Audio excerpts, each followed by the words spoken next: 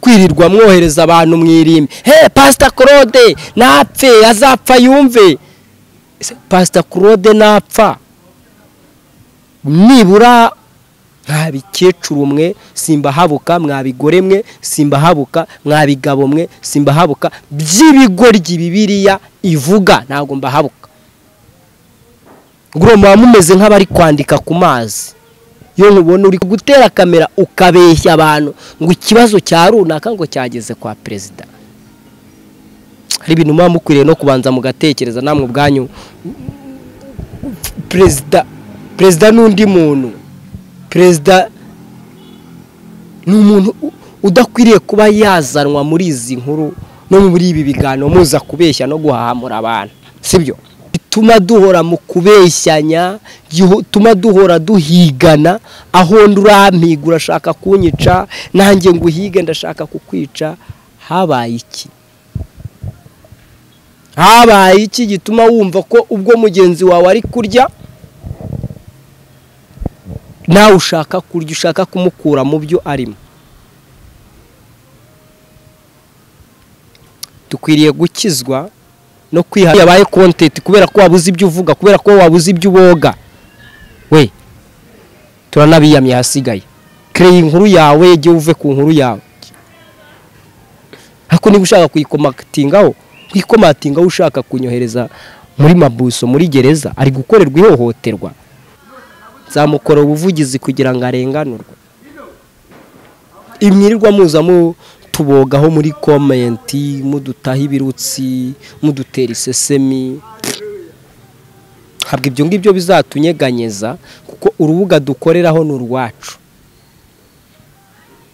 nta muntu n'umwe turusangiye bisobanuye ko nufunga inzira zose twakaboneramo connection Imana izakingura andi marembo rero murarushywa n'ubusa cye kunya ubuzima bwanjye kubera ko warabikoze uhita uhinduka umwanzi wanjye nese ugura cyankunda nyine niba utakinkunda niba utakifuriza neza ibikorwa byanjye icyo wakoze wagikoze uhita ugenda waracomotse waciyeho nubwo ndibuze kubanga Imana niguha umugisha y'ibyo wakoze kuko nukora neza nyuma ukarenzaho ibibi nta nubwo n'ibyo ngibyo Imana izabiguhembera kuko Bibiliya bango baza n'umushwi w'inkoko nyina arawureberera ariko agaca kayikura mo bakarayigurikanye ibi bintu rero mubishyire hasi bikwirwa mudukanga muzafungwa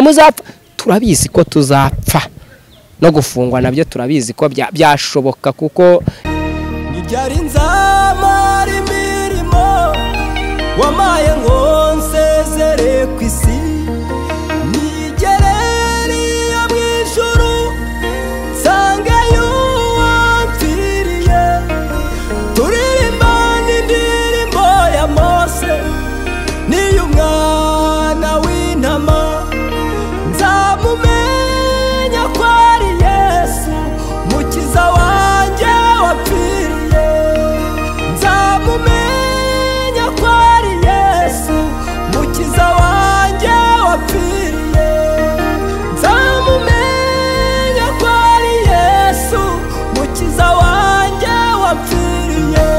Yes, reka mbasuhuze kandi mbifurize ibihe byiza abakunzi ba Kiranuka TV mwe mudukunda kandi mudukurikira aho mugiye muherereye hose ndabifuriza umugisha w'Imana urukundo rwa Kristo amahoro y'Imana abe kuri buri munyarwanda uwo ari we wese udukunda kandi udukurikira uri mu gihugu cy'u Burundi uri mu gihugu cya Uganda mwese uko mudukunda kandi mudukurikira umunsi ku wundi ndabifuriza umugisha w'Imana Kristo akomeza barinde impagarike ndetse n'ubugingo.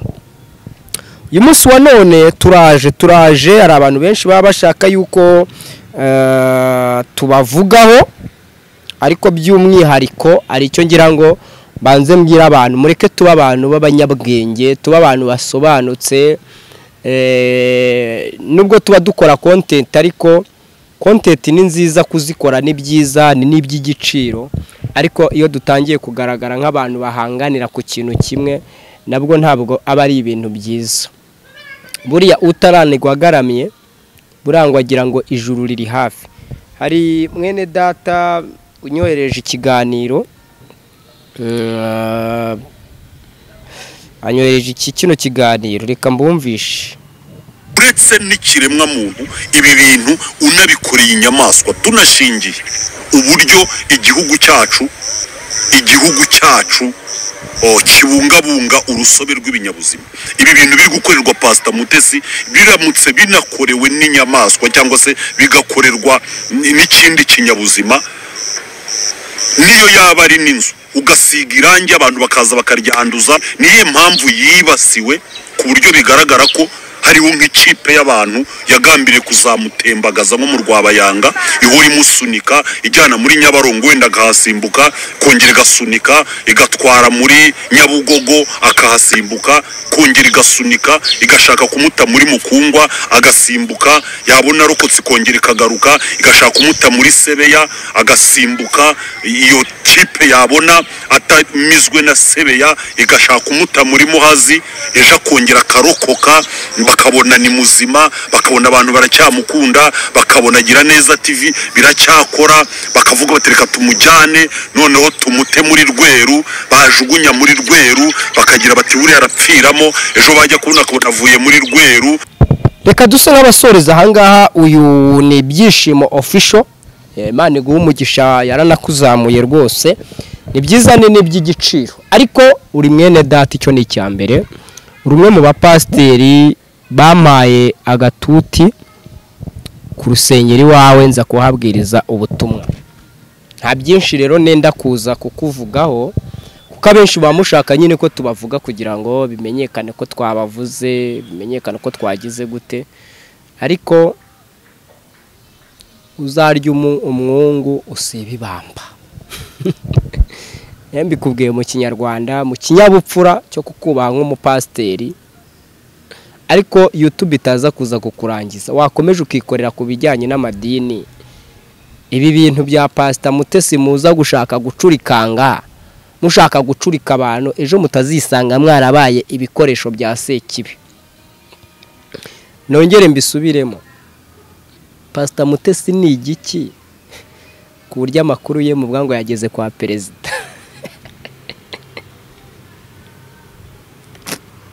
Ujye mureka kubeshya abantu, mureke tutambutse inkuru z'ukuri. Ibintu byihangana by'aba YouTube, haza content tugasanga aba YouTube dutangiye kurwana ishyaka, uko wari urwaye mugenzi ugashaka kumuhonda,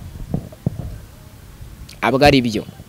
Niba ari n'ishyari twebwe ubwacu dusa nkaho dufitanye nk'aba YouTube, ntitugapfe inkuru yazamutse kuri YouTube, ntitukayipfe.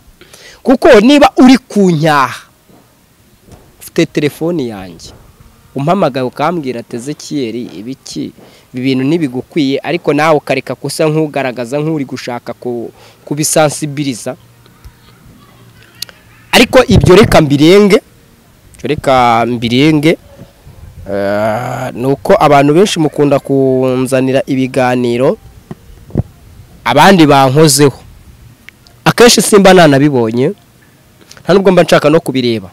Ibiganiro wankozeho nshobora kubireba byarangiza bigatuma nza kugusubiza nabi. Buri akenshi suko magize ibiganiro mumpa mushaka kunteranya n'abankozeho ibiganiro, nge ntago nirirwa mbitaho umwanya ngo ndimo ndaza kubireba, ntago mbitaho umwanya pe, kandi uko niko kuri kwanjye. Rero niba ibiganiro nkozweho ntirirwa nza kubitaho umwanya, wewe wagikurikiye ukaba ufite uburyo wagikurikiye, rwose ibyo birakureba. Ariko nge ntago njya nza kwirirwa ntumwanya ku kiganiro umuntu yankozeho. No nge mfite ibyo mpanganye nabyo, kandi mfite ibyo ngomba gufokasingaho, nicyo ntegetswe gukora. Ntabwo rero kugaragara ku ruhande rwawe rubogamiremo, ariko nanone wiza kumbogaho kure kunshakaho ibiganiro. Niba inkuru ndi gukora ngewe nawe tutari kuyihuzaho, uraza kumbogaho ngo uri gushaka ko dukorana ngo ikiganiro cy'ikisi, ushaka dukorana iki? tuvuga iki nyine ubizi neza ko uruhande ndimo rutandukanye n'urwo wowe urimo. Hari na bamwe mu bantu mba nizeye mba nahaye ngo amakuru ngo ndi kubaha amakuru ariko bo bagahita bayakoresha kontreta y'ukuri ngiwe ndi gufokasingaho. Rero ibyo bintu byanyu byihangana ryanyu ry'aba YouTube n'amashyari yo muri views ureke tubihagarike. Shaka views ukwawe naye nshake views ukwanjye uceho nanjye nce ubundi dukore nugira amahirwe uzagerayo nengera amahirwe zagira gute nzagera. Ariko birababaje kubona umu-YouTuber atereshwa kamera ashaka kugaragaza ko mugenzi we akwiriye kuba hari ibyaha yakurikiranwaho agafungwa. Mupfa views akwiriye kuba wakwicwa. Ni n'ibintu bigayitse n'ibikorwa by'ububwa. Urumva uri umuntu w'umugabo ufite ubwenge ukwiriye gutera kamera ukabeshya abantu ngo ikibazo cya runaka ngo cyageze kwa perezida. Hari ibintu muba mukwiriye no kubanza mugatekereza namwe ubwanyu. Perezida n'undi muntu. Perezida ni umuntu udakwiriye kuba yazanwa muri izi nkuru no muri ibi biganiro muza kubeshya no guhahamura abantu, sibyo? Uyu muntu uri kubanga ikibazo cye cyageze kwa perezida niwe wiyizira ku mihanda, niwe inkuru uzizanira ku mihanda. Ibyo avugwa byose niwe wabyitangarije. Icya kabiri mugomba kutibagirwa, wibuke ko ari cya kimenyetso kigirwaho impaka. Turi umudugudu wubatswe ahantu ku musozi ntitubasha kwihisha. Byo dukoze hari abantu babireba. Bityo nakora hari abantu baba babyitegereza.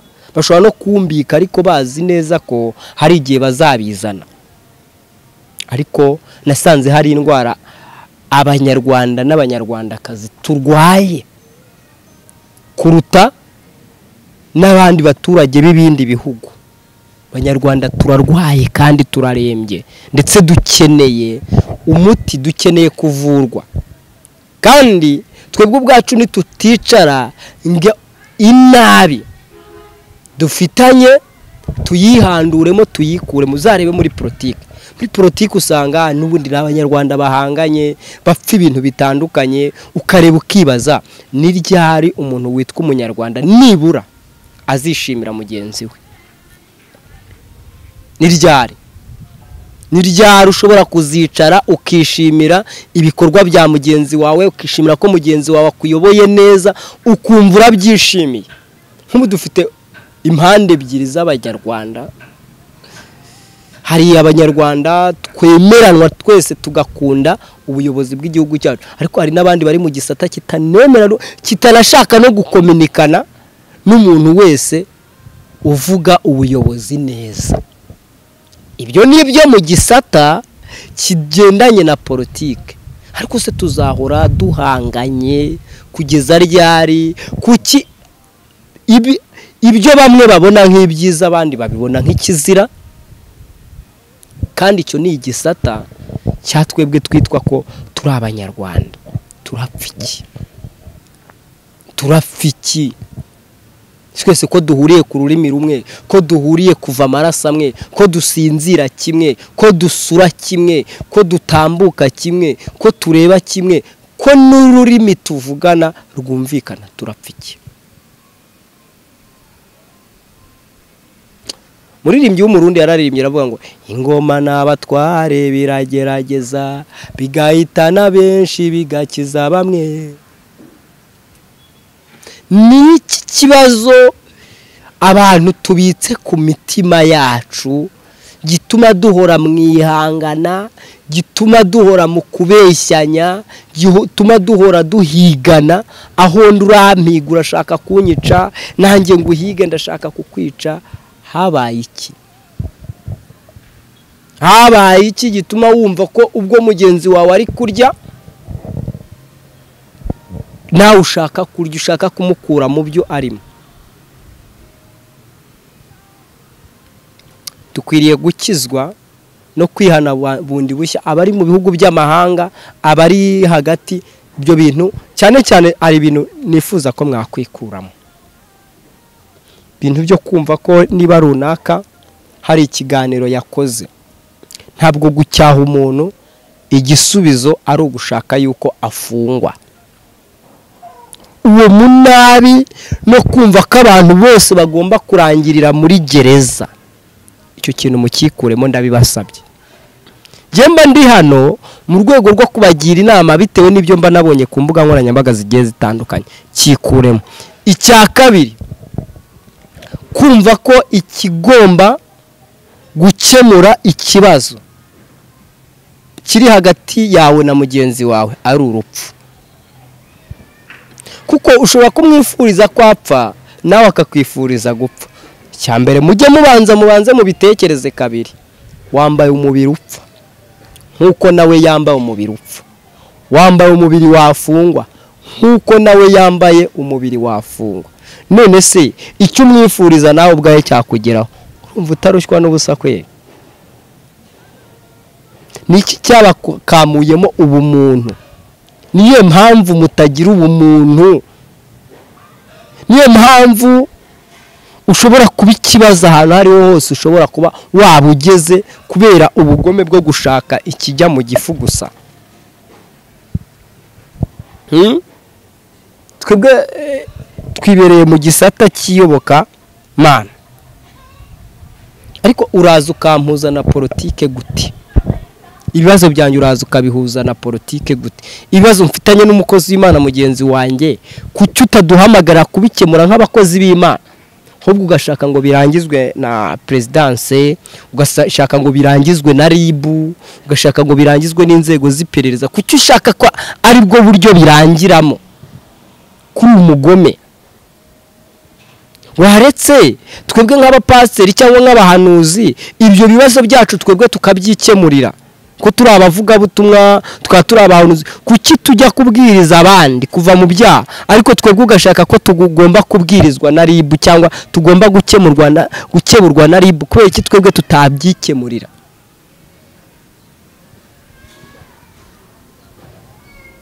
Bitekereze kabiri. Kandi ikindi, mwikuremo gufata abantu mukabagira ibigirwamana. Ntago ari bo bana bari kwibere. Burya kwibere haba n'uwari banjeho, hari uwari banjeho, hari uzariherukaho. Ntabwo ro kuba uyu munsi uri kwibere bisobanuye ngo bikandagize abandi bana. Uyu mugore mushaka kugira ikigirwamana, uyu mugore mushaka kugaragaza yuko ari we uri mu gihugu, ari we ufite igihugu. Ibi bintu turanabirambiwe kwanza. Ibintu natwe ubwacu tuba turambiwe. Kutushobora gutera kamera, niba jewe mfite amakuru kuri uwo muntu namuvuzeho, ariko uri gutera kamera niyo yabaye content kubera ko wabuze ibyo uvuga, kubera ko wabuze ibyo uboga. We turanabiyamye hasigaye. Kreye inkuru yawe, je uve ku nkuru yawe. Ariko niba ushaka kuyikomatingaho, kwikomatingaho ushaka kunyohereza muri mabuso, muri gereza, ari gukorerwa ihohoterwa, ari gukorerwa iyicaruboza, ari kujyanwa mu mpanga. Wowe wabanje byibura gukurikirana amakuru ya Rugana Intwari, umenya akarengane yamukoreye. Kuki mukunda kuba abafanizi mubiterwa n'iki? Mwakoze inkuru zirimo ubunyamwuga, zirimo kurenganura abantu. Kuki muba cyakiruza ngo ni cyakigabo ngo ni juste? Koko abantu babagabo, abantu musobanutse, mwitwa ko muri abapasiteri, nimwe mwicazwa n'ibiganiro bidafite aho byakura societe ngo bigire naho byayigeza.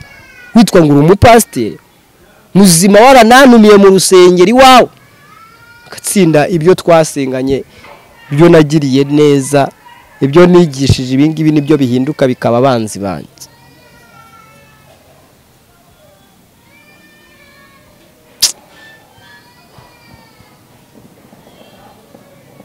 Twikomereza.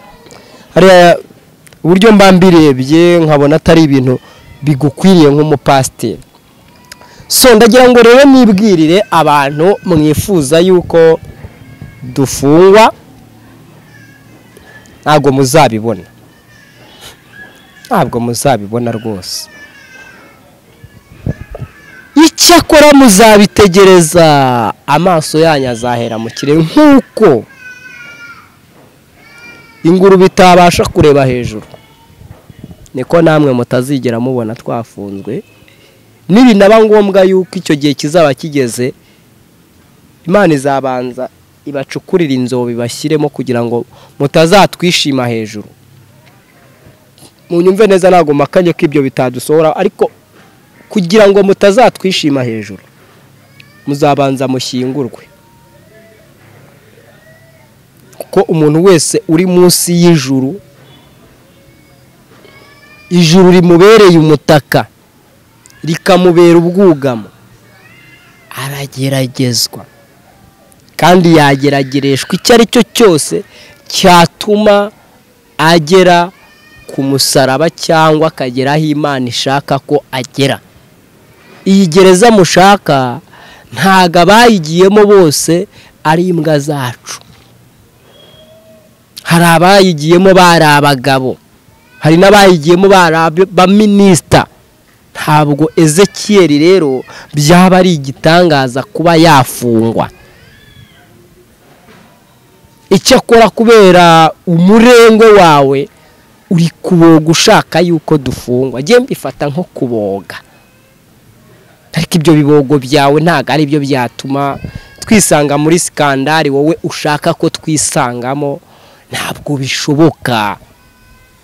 Igendere gake, ureke kwirirwa witeranya, kuba waba ukunda umuntu ibyo ni ibikureba, nta n'uguhoye kumukunda. Natwe rero widuhora kuba tutavuga rumwe nawe.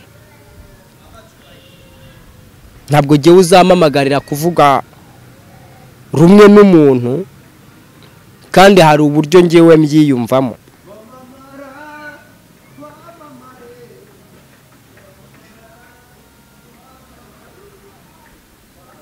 Sibyo? Ntabwo ari ngombwa ngo njyewe uze kwivanga mu buryo nkoramo ibintu byanjye. Kora ibyawe nanjye undeke nkora ibyanjye. Cyakora niba ubona kwivanga mu byanjye biri gubuguha umugati, kora cyane, ariko muragayitse. Ibintu byo kugendera ku marangamutima n'ubufanizi nimutabireka bizabata ku gasi.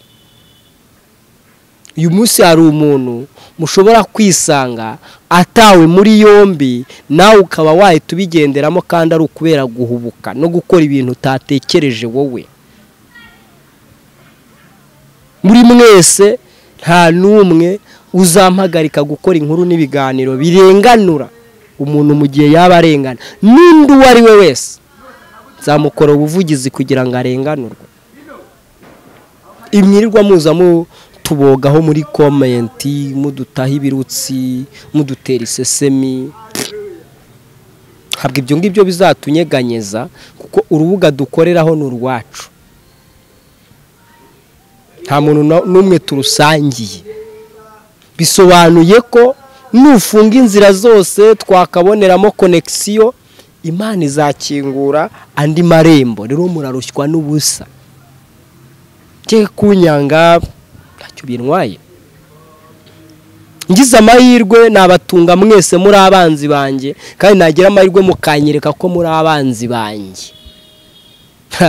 Aho ngomba mfite amahirwe kuko menya uburyo nkwiriye kwirinda buri wari we wese tugendana nawe.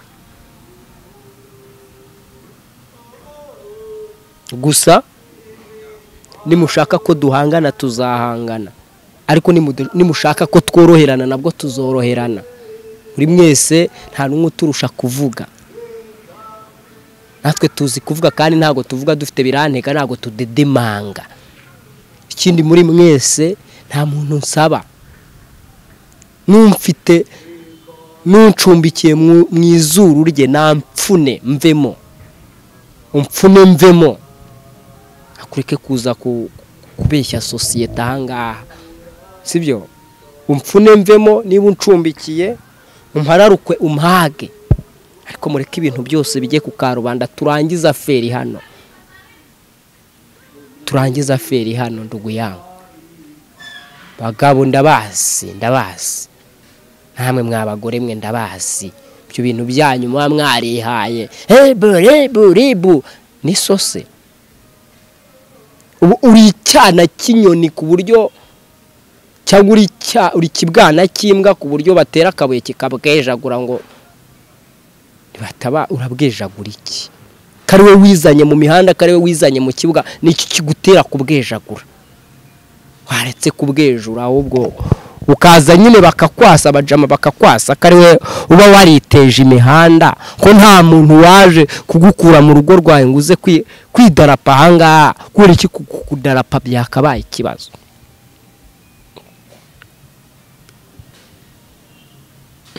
Uri cyana cy'injangwe ku buryo kibweja kikagira gute?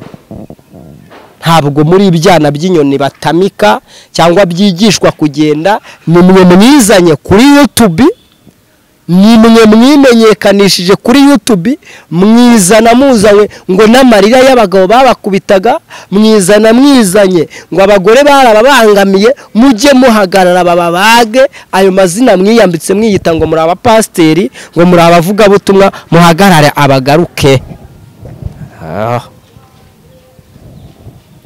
Ngiye nzicara no kuri YouTube muri byo mvuga kandi namenya amakuru yawe ngo nanirwe kuyadarapa. Agiye mureka kuza kujijisha societe anga mwitatsatsa muritatsi biki. Ubu nimwe mufite ibikomere kurusha akusha. Muritegeza mugasanga mufite ibikomere. Ibikomere baradukomerekeje batugize gute ni waguha ngo ugire igikomere. Ufite igikomere. Efashe nk'ibyana by'intuza by'inyoni, baza n'umushwi w'inkoko nyine arawureberera, ariko agaca kayikura mo bakarayigurikanye. Ibi bintu rero mubishyire hasi, bikwirirwa mudukanga muzafungwa.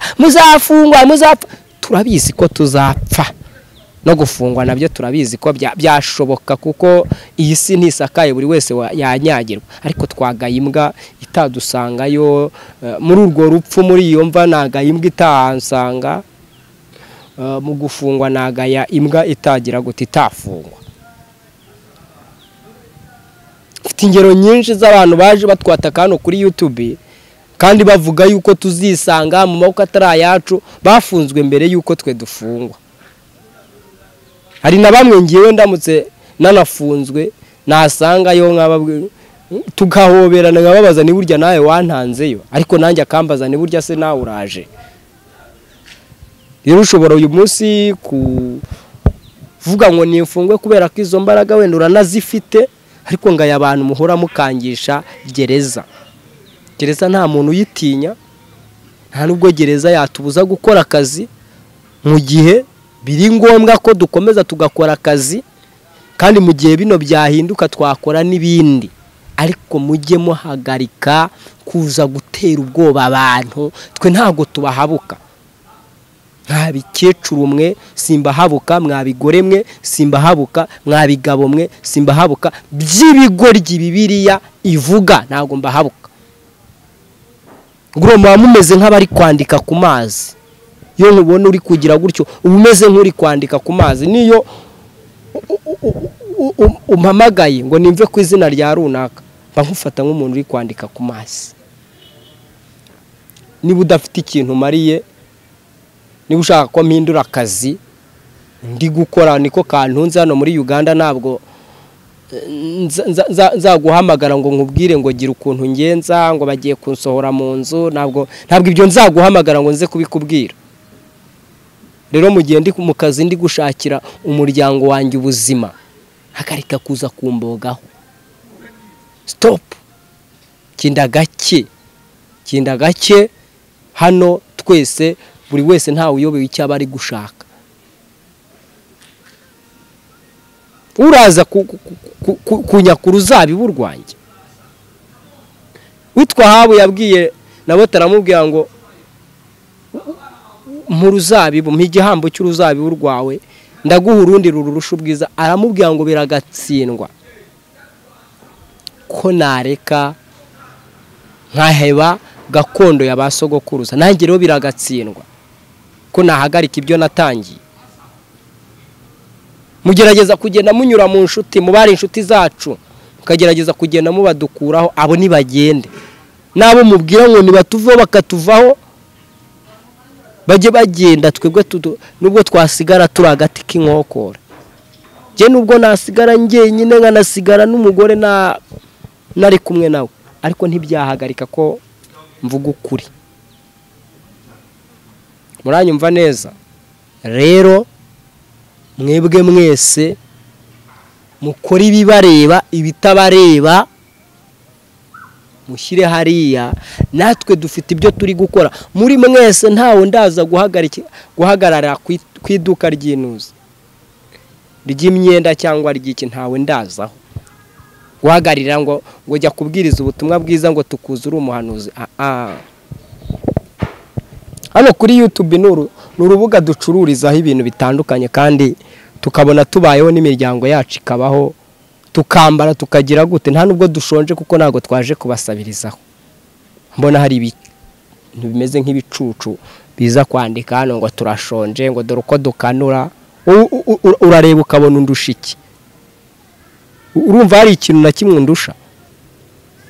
Nigeze ngusaba si nagiye kuburara se ndakubwane ndaburaye mfungurira, Imana izanaturinde kugusabirizaho. Wankirabuheriwe, mwe muri nkirabuheri, uri nkirabuheri, ntudukunda, ntutwifuriza ibyiza, aho twohereza no kugira ngo twisange mu buzima bwo gupfundikanya, muri kudushungera, muri kudusekera, ntabwo ari uko dukunda. Hano munsi y'ijuru hari umunsi wo kuvuka, akaba umunsi wo gupfa. Rero ntabwo tubaho uko mubishaka, tubaho uko Imana igize gute ibishaka. Ubugome n'ubwo bugambanyi bwanyu tugeze ahantu tuburambiwe. Niba ukunda umuntu mukunde, niba umwifuriza ibyiza mwifuriza ibyiza, ariko kuba naba umwanzi wawe ngo nuko nagaragaje ibitekerezo byanjye cyangwa navuze kuri runaka ngahinduka umwanzi wawe kugeza ubwo wifuza ko nisanga muri gereza. Ese kuki mutarabibona mu Barundi? Inzangana abanyarwanda mugira kuri bagenzi banyu, mwari bwabo n'abarundi banga bagenzi babo ku buryo umurundi atifuriza ibyiza mugenzi we. Inzangano mugira, wari bwabo n'umunyamurenge yanga mugenzi we. Uzareba abanyamurenge baba bari hamwe, bari abana beza banifurizanya ibyiza, bakifurizanya iterambere. Ariko mwebwe mutima mubi nukwirirwa mwohereza abantu muri gereza. Abantu nibajye muri gereza kuko umuntu yavuze cya muri gereza, ko umuntu yavuze jya muri gereza, kugira ngo gereza ni so wayubatse. Kwirirwa mwohereza abantu mu mari, kwirirwa mwohereza abantu mwirime. Pastor Claude napfe, azapfa yumve. Pastor Claude napfa, nibura uzafata amaguru yiwe, mu kigande babyita ibigeri, uzafata ibigeri byiwe uteke mu isombe. Kuki mwumva mugomba gushimishwa nuko abo mwanga, mugomba gushimishwa nuko ubuzima bwabo bwose burangirira muri gereza, wowe gereza yakwanga? Kuki wumva ko umuntu akwiriye kuba yashingurwa, wowe gushyingurwa utekereza ko byakwanga? Ese ubwo muzi yuko ari mwe muzi gucura imigambi y'ubugome gusa, abandi bo babishatse ntabwo iyo migambi bayicura? Mwari bwabone umukongomani wanze mugenzi we? Hari bwabone akagambane n'ubugambanyi mugirira bene so? None ikitwa ko muri abarokore, ikitwa ko muri abarokore, muri abagome, kandi mwitwa ko muri abarokore. Mwirwa musopanya abantu, muteranya abantu, biriya bintu bamo, biriya bintu bagushyizemo si byiza, si bigize gute, ntibikunejeje, birakwicira izina. Uwo muntu ubwira ngo biramwicira izina, afite irihe zina? Afite irihe? Nubwo twazasigara turi umwe aha kuri iyi mihanda tuzavuga, kandi ntabwo tuzaceceka kuko akazi kadutunze ni ukuvuga.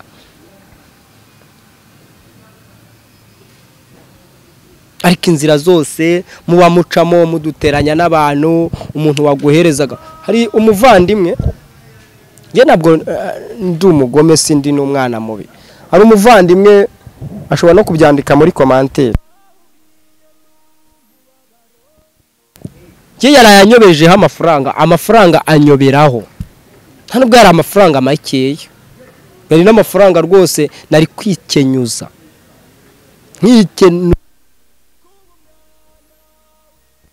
bwose. Ayo mafaranga angirira umumaro ntabwo yari make, ariko yamamagaye sinari nanabibonye ko bayayobeje kuri telefone yanjye. Yamamagaye yobeyeho. Arangije kimara kubimbwira, ndebye kuri momo yanjye nsanga ko Pastor Claude mushaka ngo nkoreho ikiganiro nze muri Sagaziwe na Liliane. Pastor Claude amakuru mufite umwe muyatambutse kuko mwebwe muyafite, ngewe ndayafite. Uwaguciyeho yaguhaye amakuru yiwe, ngewe ntabwo yigeza yama. Kuki ngende bujye kwataka amakuru ntazi yava ni yajya, kuki ushaka ko ngirana ibibazo na Pastor Claude?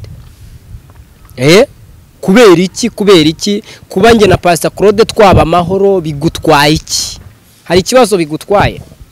Rero jewe niba ufite amakuru ku muntu yatambutse nk'umuntu umufiteho amakuru, nanjye nimbona ko hari ibyo nkwiriye kuba nanenga muri icyo kiganiro, nzabinenga ku giti cyanjye. Ariko maze kubona yuko aba YouTuber benshi twibwira yuko muba muri inshuti n'abagenzi banyu, ntabwo ubushuti bwanyu burakemangwa.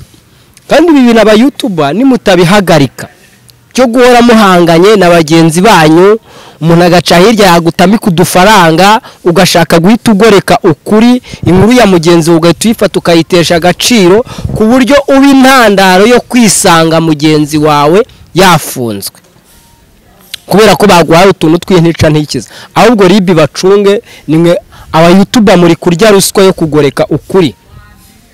Ribi bacunge, reka nze mbakoremo umukwabo kuri mu kugoreka mukuzi.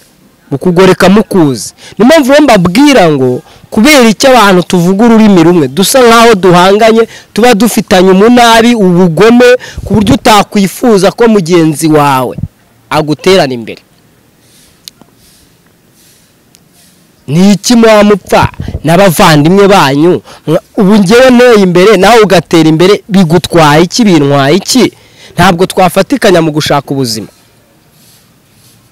Ubu utekereza yuko nateye imbere, utekereza ko wagira ikibazo gikeneye ko utabarwa, umuntu akananirwa kuba yagutabara. Nibyo bintu nshaka kubabwira. Njye umuvandimwe, abantu muvuga ko tudakirijwe, turakijijwe. We umuvandimwe yaranyobejeho amafaranga atari make.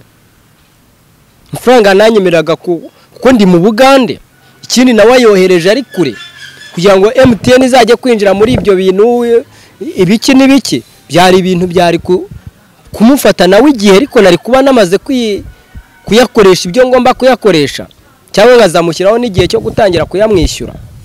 Ariko akimara kuyanyobereza, uwo yarayohereje ngiye kubona mbona aramamagaye, arambwira ati amafaranga kuyobeho mbanza kugira ngo ni n'abatubuzi. Ndabona reka mbanze ndebe, ngiye kureba nsanga ko amafaranga yageze kuri momo yanjye. Aramagana ndamugana amafaranga nayakiriye, ndabona ariho. Aje arambwira ati none se biragenda gutereka nze nyakohereze mu nimero yanyu nyagushyirireho. Franga na yawe ntabwo ari ayanjye, uyagupangiye yayapangiye wowe, akiyonza kuba nkawe wanyirabuherewe wari kuyamuha. Ubwo se mutubwira ko twishwe n'inzara gute? Niba twishwe n'inzara tukaba tutari gufatira iby'abandi, kuki twayatanze? Aze kwandika muri comment Baraka, uwitwa Baraka wo hanze rwose wayanyoberejeho. Usibye ko yari Imana yashakaga yuko turi bwongeye tugakominikana nawe Baraka, wari umaze iminsi waranteye umugongo waranyanze. Ariko nta kintu ngushinja. Ejo bundi nakoze ikiganiro nababwira nti hari abantu ntaraboneraho umugisha. Jyewe umugisha nongere mbibasubiriremo, abagabo b'abanyarwanda ndemeranwa nabo ko nababoneyeho umugisha.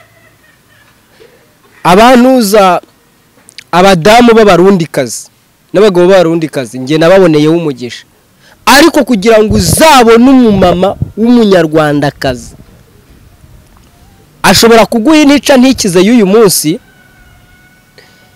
ejo agashaka kugira ngo agutware uko we ashaka, mugata mutandukana. Rega burya kuba narakuboneye umugisha ariko ukaba utakiri inshuti nanjye, ntabwo ibyo bisobanura ko nakuboneyeho umugisha. Icyo cyo nakubwiza ukuri, nta nubwo icyo wakoze icyo gihe nzagiha agaciro nk'umuntu wakoze iby'imbaraga ku buzima bwanjye, kubera ko warabikoze uhita uhinduka umwanzi wanjye. Nese ubwo uracyankunda nyine? Niba utakinkunda, niba utakifuriza neza ibikorwa byanjye, icyo wakoze wagikoze, uhita ugenda, waracomotse, waciyeho.